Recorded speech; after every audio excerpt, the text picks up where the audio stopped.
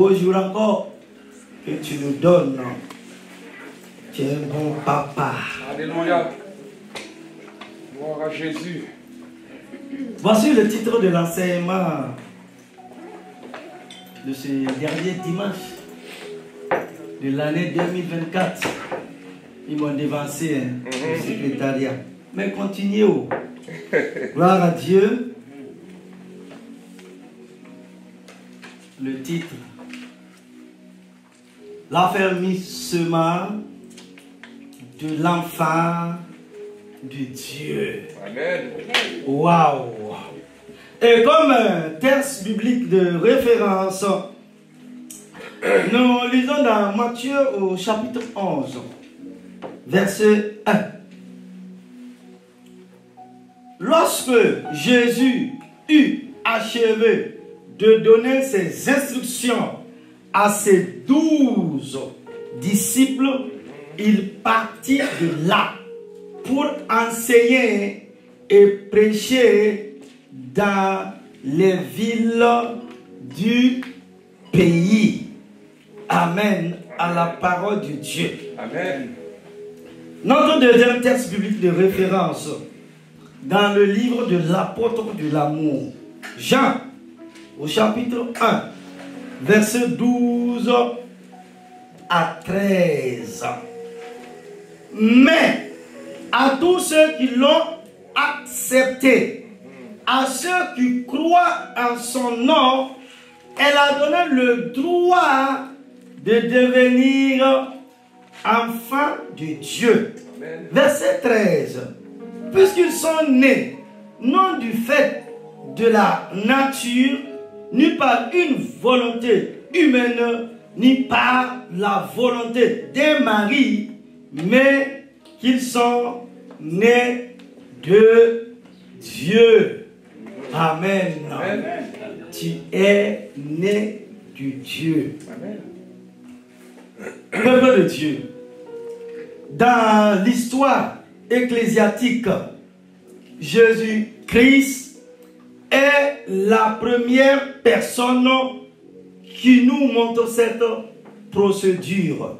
Lui qui a commencé d'affermir et d'enseigner ses disciples pendant 3 ans et demi dès le commencement de son ministère public. Matthieu au chapitre 11, verset 1, Marc au chapitre 14, verset 49. L'affermissement vient du mot latin qui signifie firmus, c'est-à-dire ferme. Par définition, l'affermissement, c'est l'effet d'affermir, de rendre quelqu'un plus solide, stable, renforcer la connaissance d'un croyant plus compréhensible à la doctrine du christianisme.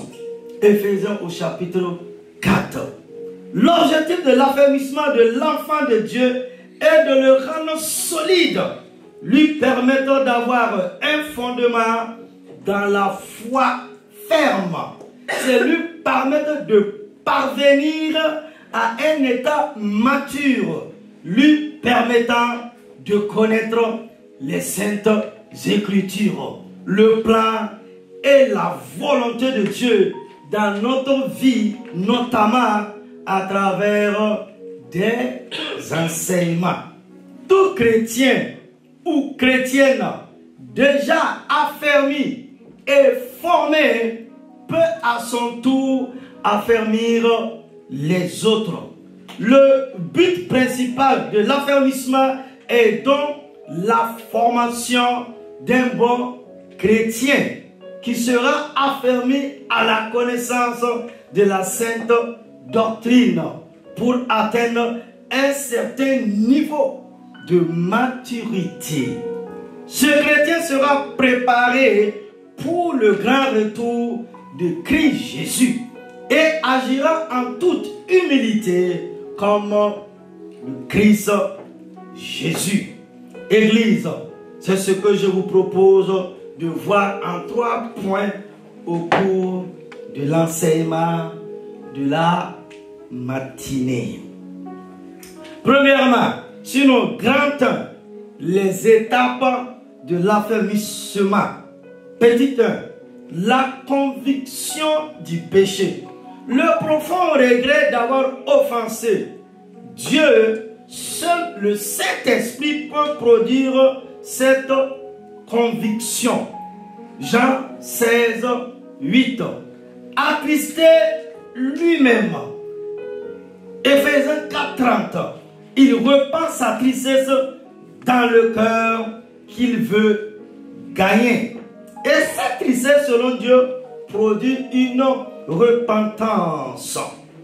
La conscience sincère est vivement touchée, même chez les païens, privés de certaines lumières. Nous dit Romains au chapitre 2, versets 14 et 15.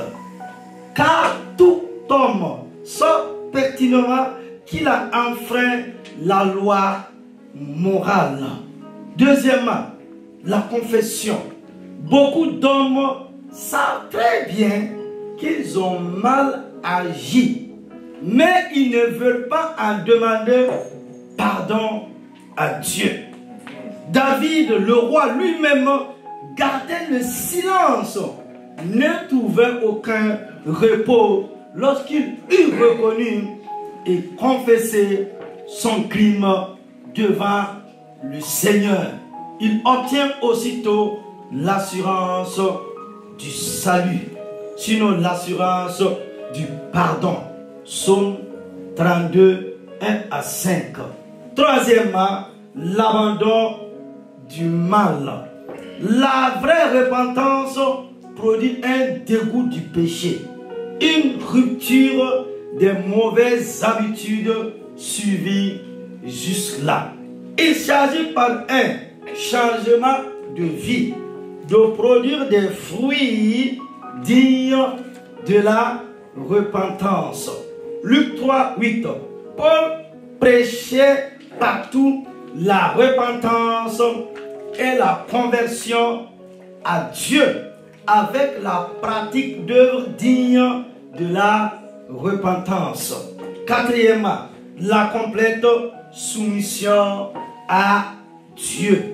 C'est la conversion et le cri de l'homme terrassé qui s'écrie: Seigneur, que veux-tu que je fasse? Actes au chapitre 9, verset 6. La repentance envers Dieu n'a de fait que si elle est suivie de la foi en Jésus-Christ. Acte 20, 21. Car en elle, elle ne peut aucunement effacer le péché. Elle dispose le cœur à l'humiliation et à l'acceptation du pardon que seul Jésus-Christ nous a acquise sur la croix du calvaire. Cinquièmement, la croissance chrétienne. La croissance ou le développement d'une personne ou d'un objet, c'est le changement, l'effet de croître physiquement ou mentalement. Par contre, selon la Bible, la croissance, c'est le développement spirituel d'un croyant, sinon de l'enfant de Dieu, dans la connaissance à la parole de Dieu, dans la prière. La croissance est générale. Luc au chapitre 2, verset 52.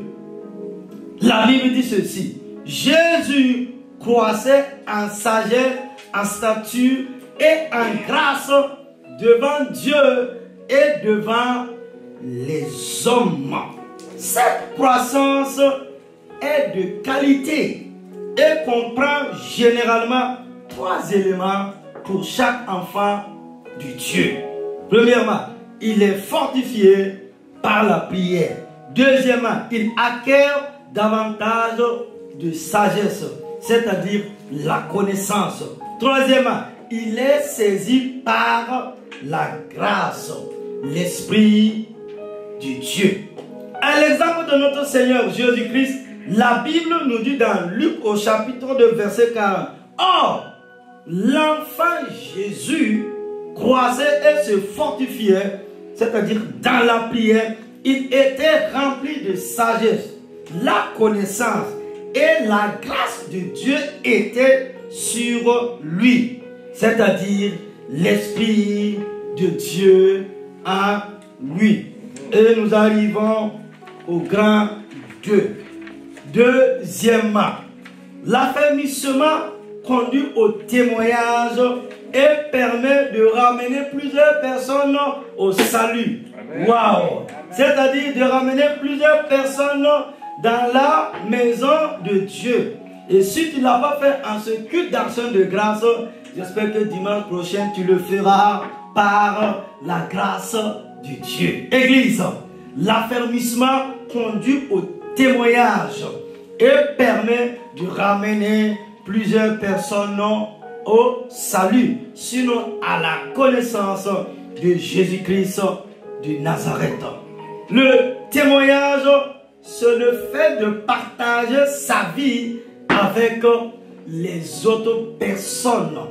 Le fait de parler de Jésus aux autres, de porter un christianisme valorisé par rapport aux autres croyances. Nous devons témoigner pour de multiples raisons. Parce que c'est un ordre de notre Seigneur Jésus-Christ. Matthieu au chapitre 28, versets 19 et 20. Parce que nous sommes des ambassadeurs de Christ sur la terre des hommes. 2 Corinthiens au chapitre 5, versets 17 à 20. Parce que c'est la volonté de Dieu que tous soient sauvés. Parce qu'il favorise la croissance chrétienne.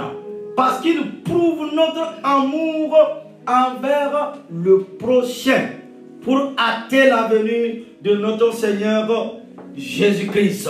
Matthieu 24, 14. Parce qu'il procure la joie au ciel. Nous dit Luc au chapitre 15, verset 10. Enfin, Église, le témoignage apporte la bénédiction du Dieu. Nous pouvons témoigner de plusieurs façons. En parole, en présentant Christ aux autres et en acte par notre conduite, c'est-à-dire notre comportement. Et le faire partout dans le monde par le biais de l'évangélisation. Romains au chapitre 2, verset 24. Témoigner est différent d'enseigner et prêcher la parole. Nous pouvons témoigner n'importe quand, à n'importe quelle heure, à temps ou à contre-temps. On peut témoigner même dans les persécutions, c'est-à-dire même dans les difficultés, nous pouvons témoigner. Nous voyons cela dans Actes au chapitre 6 et Actes au chapitre 7. Les moyens pour témoigner. Il y a la radio, il y a la télévision, il y a Internet et il y a les affiches. L'affermissement permet également de conduire plusieurs personnes au salut. Le mot salut signifie sauver ou mettre au large à l'état de perdition de l'homme pécheur. Le salut est un don gratuit que Dieu accorde à toutes les personnes qui reçoivent Jésus-Christ. Il permet d'être sauvé à l'état de péché et d'accéder à la vie éternelle. Le salut est le sujet central de toute la Bible, de la Genèse à Apocalypse. Voici la mission de Christ. Amen. Aller partout dans le monde, et prêcher la bonne nouvelle à toute la création. Celui qui croira et qui sera baptisé sera sauvé. Matthieu 18, Matthieu 10, Matthieu 15, Luc 19. Le salut de l'humanité ou du monde est venu par la voie en Jésus-Christ, c'est-à-dire la dispensation de la grâce, le salut et le pardon du péché. Le but du salut est donc de sauver des personnes à l'état de perdition par la voie de Christ. Tite au chapitre 2, verset 11. Et nous avons un rôle à jouer pour cela. Nous ne sommes pas nés pour notre libre arbitre, mais par la volonté de Dieu. Nous dit Jean au chapitre 1, versets 12 et 13. Notre libre arbitre n'est pas un vouloir créatif. Il est un vouloir qui reçoit ou rejette ce qui est déjà créé et offert. Là, il y a un paradoxe qui est formé par l'existence du libre arbitre de l'homme et de la souveraineté de Dieu.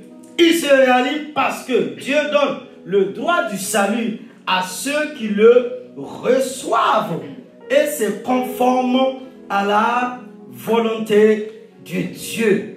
Nous ne pouvons permettre à notre propre doctrine d'être une occasion de chute. Le pharisaïsme, c'est-à-dire la doctrine de soi-même, ni le besoin de l'aide de Dieu. Pierre a trébuché sur cette pierre d'achoppement.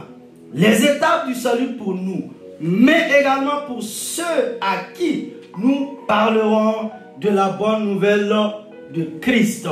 Premièrement, nous devons recevoir ce qu'il a déjà fourni. Deuxièmement, nous devons donner tout à Jésus. Troisièmement, nous devons faire l'abnégation de nous-mêmes. Matthieu au chapitre 19, verset 17. Quatrièmement, nous devons nous repentir. Éphésiens 3, 4. Cinquièmement, nous devons croire. Luc chapitre 5, verset 20.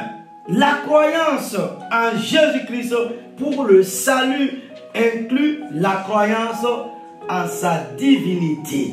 Dans le contexte de sa demande qu'il est d'en haut, divin et pas de ce monde, il dit que si les personnes ne croient pas ce qu'il est, c'est-à-dire le nom de Dieu divin, ils mourront dans leur péché.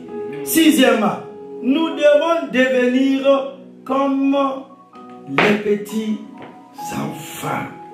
Matthieu 18, 3. Notre conversion, c'est-à-dire la renaissance, devrait inclure devenir comme un enfant. Luc 18, 16. Le royaume de Dieu appartient aux enfants. Les adultes doivent s'humilier afin de devenir comme les enfants pour entrer dans le royaume de Dieu. Au-delà de notre mission de chrétien affermi, nous devons aussi comprendre que le salut est un processus, celui de la nouvelle naissance qui est un processus mystérieux d'un point de vue humain. Nous ne pouvons pas comprendre complètement son origine ou sa destination. Jean au chapitre 3, verset 8. Jésus dit que le vent souffle. On ne sait pas d'où il vient. Pardon? D'où il vient et où il va. C'est un mystère de Dieu. Cela veut dire quoi, Église? Le salut n'est pas déterminé après la mort. Hébreux au chapitre 9, verset 27. Je répète encore et suivez-moi. Le salut n'est pas déterminé après la mort. Amen. Cela veut dire quoi? Après la mort, c'est fini. Nous dit la Bible. Hébreux au chapitre 9, verset 27. La Bible dit quoi? Après la mort vient le jugement. Ça, c'est notre enseignement. Si nous n'avons pas reçu Jésus sur la terre des hommes, après, qu'est-ce que les hommes peuvent faire? Donner à Dieu pour qu'il nous reçoive dans son paradis. Il a déjà donné Jésus il y a plus de 2000 ans. L'agneau a été immolé. Amen. Il était pendu, suspendu entre le ciel et la terre. Il y a eu réconciliation.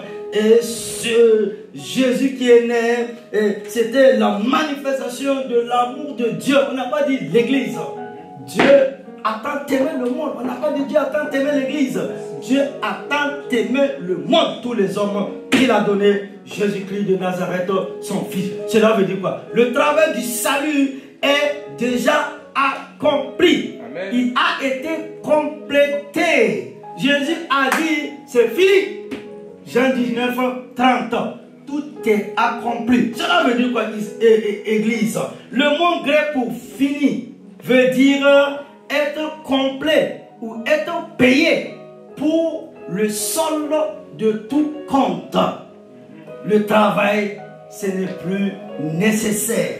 Le processus du salut inclut la persévérance jusqu'à la fin et l'endurance. Il s'agit d'une course d'endurance. L'incroyance mène à la condamnation. Nous dit Marc au chapitre 16, verset 16. Et un manque de foi aboutit à un manque de salut. C'est la raison pour laquelle il est important pour Dieu que ses enfants affermis entrent en action. Amen. Alléluia. Il y a l'endurance et il y a la persévérance.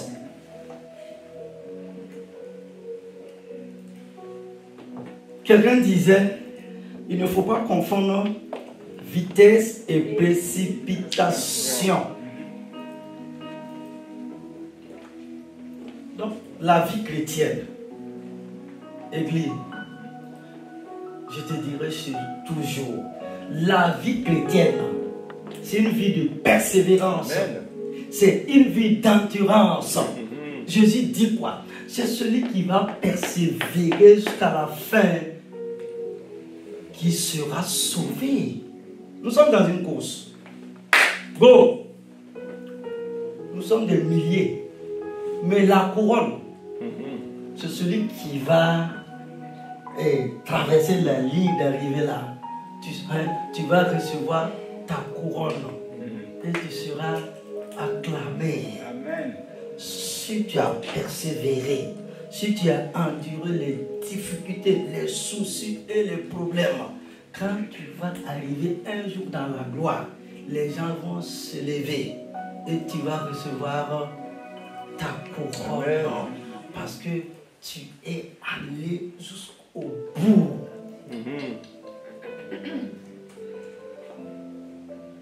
Tu as cet examen pour ton bac. Tu as tout fait. Mais le jour des épreuves là, tu n'es pas venu pour composer. Est-ce qu'après tu vas te plaindre avec le ministère de l'enseignement supérieur et de la recherche scientifique comme quoi toute l'année, écoute-moi bien, mon frère, ma soeur, toute l'année, tu as étudié, tu as travaillé, tu n'as même pas raté, oh alléluia, tu n'as même pas raté un cours. Mais le jour de l'examen du test, tu n'es pas venu. Dites-moi, entrons en nous-mêmes, tu n'es pas venu et tu veux avoir le bac. C'est ça. Est-ce que vous voyez un peu l'image de la vie chrétienne? Donc on peut tout faire, mais le jour du test, tu n'as pas composé. Dites-moi, qui parmi nous dans cette salle, hein, vous avez bac, licence, maîtrise 2, 1, brevet, toutes sortes de diplômes pour vos formations professionnelles et autres là. Vous êtes passé par un test, non? Hein? Est-ce que tu es assis à la maison, tranquille, et puis on est venu te donner le diplôme? C'est ça. Jésus est en train de nous faire comprendre que nous avons une mission à accomplir. Et évangéliser, c'est quand la première église a été persécutée. C'est là qu'ils ont prié. C'est là qu'ils ont manifesté la puissance de l'onction de guérison de l'Esprit de Dieu. Et il y a eu les signes, les miracles et les prodiges. C'est ça la vie chrétienne. Amen. Si tu as compris, acclame la parole de Dieu. Gloire à Dieu. Persévérance, endurance, jusqu'à la fin, jusqu'au bout, afin que la gloire revienne à Dieu. Troisième point, l'œuvre du Saint-Esprit, c'est l'enfant de Dieu qui est affermi. Grand 3, l'œuvre du Saint-Esprit, c'est l'enfant de Dieu qui est affermi. Les œuvres du Saint-Esprit dans la vie du croyant, de but de qu'il reçoit Jésus dans sa vie comme Seigneur et Sauveur personnel. Elles sont nombreuses. En voici quelques-unes. Premièrement, conduire le peuple de Dieu, c'est-à-dire les chrétiens. Romains 8, 14. Deuxièmement, le Saint-Esprit, il nous révèle les choses à venir. Jean 16, 13. Troisièmement, il réveille notre esprit. Quatrièmement, il nous fait grandir en stature parfaite de Christ. Cinquièmement, il nous rend capable de témoigner. Sixièmement, il nous aide dans nos prières. Le Saint-Esprit. Romains au chapitre 8, verset 26. Septièmement, il nous aide à faire mourir les œuvres de la chair. Galates au chapitre 5, verset 19. Huitièmement, il nous enseigne. Jean 14. Nous avons déjà vu que le Saint-Esprit demeure dans notre esprit. Oh, alléluia. Son esprit dans l'homme intérieur. Le corps. Notre corps est le temple du Saint-Esprit. Il est vrai, mais ce n'est qu'une simple enveloppe autour du sanctuaire dans lequel il habite. Amen. Cette enveloppe, ce fourreau, peut être vivifié par la vie de l'Esprit de Christ. Et pour nous dire ici, si donc l'Esprit de celui qui a ressuscité Jésus habite en vous, celui qui a ressuscité Christ d'entre les morts rendra aussi la vie à vos corps mortels par son esprit qui habite en vous. Amen. Romains 8, 11. Et il nous faut connaître un très haut degré cette vie divine, vivifiant nos corps afin que nous soyons capables de soutenir la lutte actuelle. Nos forces naturelles sont mauvaises. C'est pourquoi Dieu vivifie nos corps mortels pour nous permettre d'endurer ce que ni la chair ni le sang ne pourraient supporter sans mourir.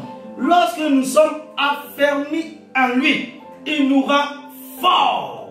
Être fort dans le Seigneur signifie être fort de sa force toute puissante.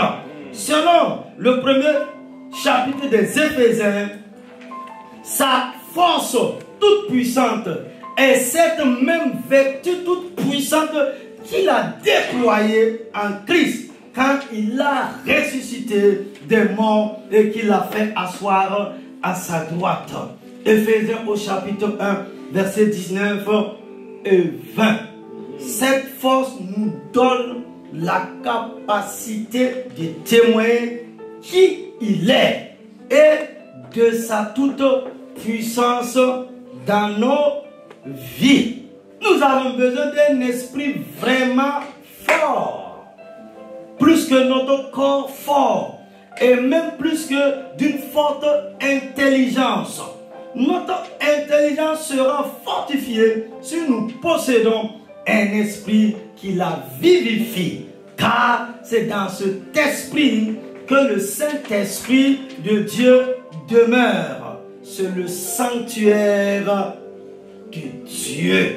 C'est l'endroit où Dieu demeure. Et il faut que la force de Dieu, toute puissante, entre dans notre esprit jusqu'à ce qu'il soit fortifié dans le Seigneur, dans sa force toute puissante.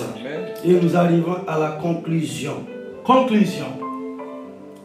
Étant devenu enfant de Dieu, puis affermi dans cette position, loin de nous diviser ou encore nous éloigner de Dieu.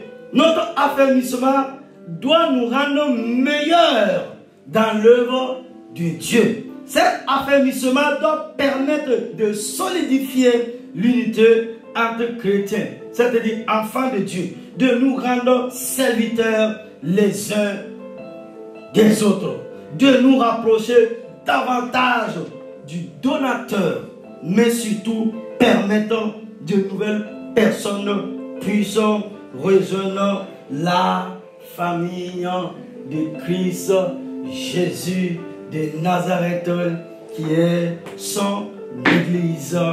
Amen. Amen. Amen. À retenir, premièrement, un enfant de Dieu affermi est solide et se caractérise par une foi ferme, peu importe les circonstances. Je dirais même, peu importe les circonstances de la vie. Deuxièmement, ce chrétien est préparé pour le retour de Christ. Amen. Et aide ses frères et sœurs à s'affermir dans le Seigneur. Troisièmement, notre affermissement doit nous rendre meilleurs dans l'œuvre de Dieu. Amen. La révélation que nous avons de Dieu, la connaissance que nous avons reçue à travers les Saintes Écritures doit nous rendre meilleurs pour l'avancement du royaume de Dieu, pour l'évangélisation. C'est un esprit qui nous rend forts, c'est un esprit qui nous rend aimants, c'est un esprit qui nous rend réfléchis. Quand tu es affermi, quand tu es stable, quand tu es solide dans le Seigneur, tu es appelé à manifester les fruits de l'esprit, qui est l'amour. C'est ce que Paul a dit aux Corinthiens. Il dit manifester l'amour. C'est le fruit de l'esprit. Et Jean dit, là en ce moment, le monde verra. Deuxième élément, au soir de sa vie, dans Jean 17, la prière sacerdotale, Jésus s'assoit avec ses disciples. Il dit, comme le Père, le Fils et le Saint-Esprit, comme nous sommes un, Père, je prie de les garder en toi pour qu'ils puissent être un pour la gloire de ton saint nom. Et Jésus lui-même a dit, une famille qui est divisée ne subsistera jamais. Une nation là où il y a tellement d'opposition, une nation qui est divisée, cette nation aussi est appelée à partir. Lisez les annales de l'histoire. L'unité qui amène la gloire. L'unité qui amène la manifestation de la puissance de Dieu. L'amour. Là, tu pourras démontrer ta foi. Il y a l'endurance, il y a la persévérance. Le meilleur de Dieu doit sortir. C'est ça que j'ai dit vendredi. C'est un ou deux vendredis. Un homme qui aime une femme, il va tout faire. Il va tout faire pour que sa femme soit contente, pour qu'elle soit heureuse. Il est prêt à payer un prix. C'est pareil pour une femme qui aime un homme. Elle va tout faire pour que tu sois toujours en haut. Pour que tu réussisses dans tes affaires. Donc, l'amour, c'est ça. L'amour. On peut pas être disciple de Jésus-Christ et puis ne pas manifester l'amour. C'est pas possible. Jésus lui-même, il est amour. C'est pour cela, Jean, l'apôtre de l'amour, a dit, Dieu est amour. Cela veut dire quoi? En frère, 2025 qui s'annonce là, tu dois prier pour les gens avec amour. Amen. Tu dois évangéliser avec amour. Tu dois conseiller les gens avec amour. Tu dois faire l'œuvre de Dieu avec amour. Là au grand jour, tu auras ta couronne. Alléluia. Et c'est dans la persécution. L'Église a réveillé les morts. L'Église a manifesté la puissance de l'onction. Quand l'Église a été persécutée, l'Église s'est levée comme un seul homme. Ils ont dit, et maintenant, Seigneur, devant leurs menaces, que ce soit d'une manière directe ou indirecte, mais étant taré, ce que nous te demandons étant taré, pour qu'il y ait des signes, des miracles et des prodiges pour la gloire de ton Saint-Nom. Ma Bible me dit dans Acte 4, quand ils ont crié à Dieu, quand ils ont crié à Dieu, quand ils ont prié, la puissance de Dieu est descendue. Et jusqu'aujourd'hui encore, des hommes et des femmes ont été saisis par l'amour de Dieu. Amen. Puisque l'évangile de Jésus-Christ, c'est un évangile d'amour, de compassion. C'est une bonne nouvelle. Alléluia. Église, il est l'heure pour toi, il est l'heure pour nous de se lever et de gagner une âme pour le royaume de Dieu. Il est à la porte et les éléments sont là.